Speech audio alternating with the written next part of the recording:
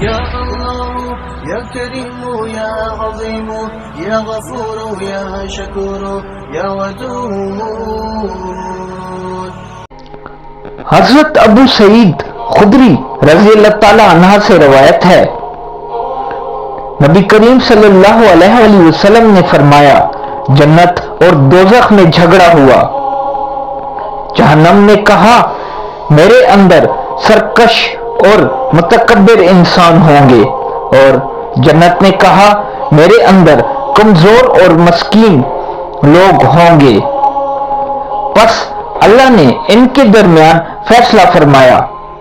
جنت سے کہا تو جنت میری رحمت ہے، تیرے ذریعے سے میں جس پر چاہوں گا رحم کروں گا، اور دوزخ سے کہا تو جہنم میرا عذاب ہے، میں تیرے ذریعے سے جس کو چاہوں گا عذاب دوں گا، تم دونوں کا بھرنا میری ذمہ داری ہے۔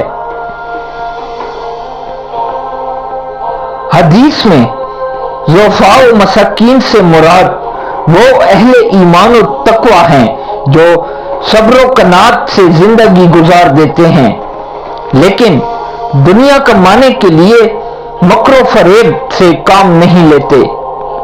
حدیث میں ان کے لیے بشارت ہے، ان کے برعکس اللہ کے احکام سے سرتابی کرنے والے جابر و متکبر کے لیے جہنم کی وعید ہے۔